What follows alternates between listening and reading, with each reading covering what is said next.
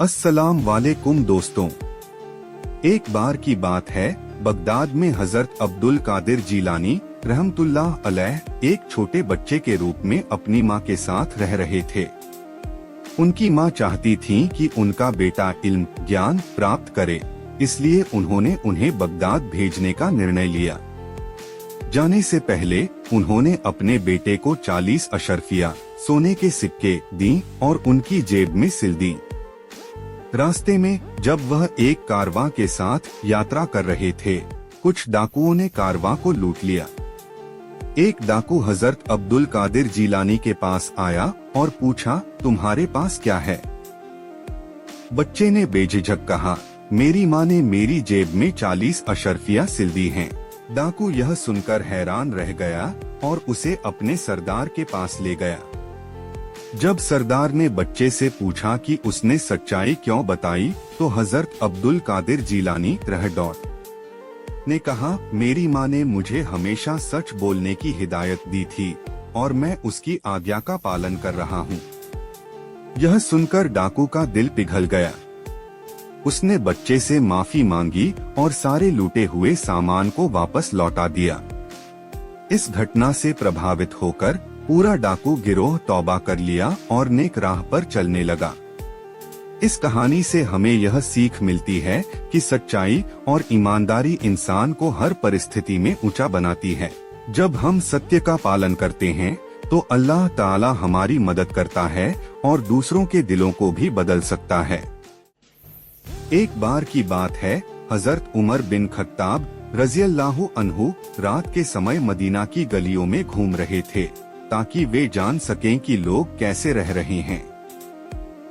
चलते चलते वे एक छोटे से घर के पास रुके, जहां से माँ और बेटी की बातें सुनाई दे रही थीं।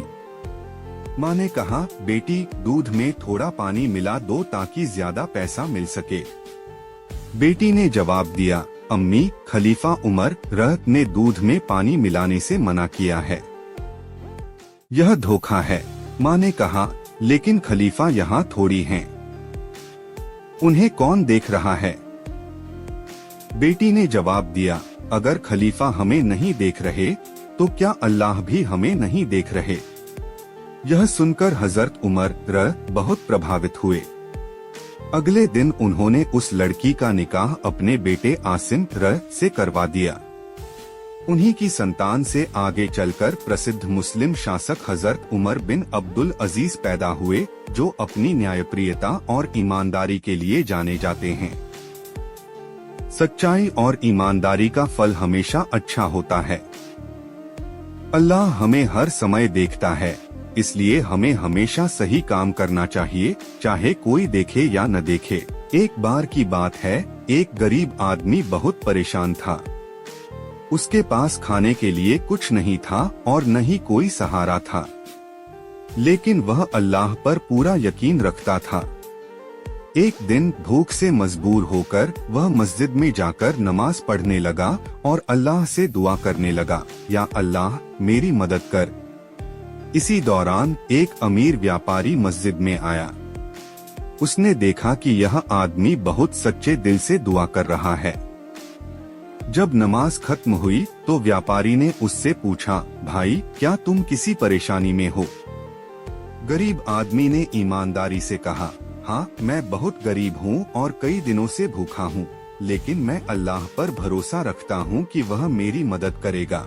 व्यापारी यह सुनकर बहुत प्रभावित हुआ और कहा, अल्लाह ने तुम्हारी दुआ सुन ली, मैं तुम्हें अपनी दुकान पर नौकरी देता हूँ। धीरे धीरे वह गरीब आदमी मेहनत और ईमानदारी से काम करता रहा और खुद भी एक सफल व्यापारी बन गया। अल्लाह अपने बंदों की कभी अनदेखी नहीं करता।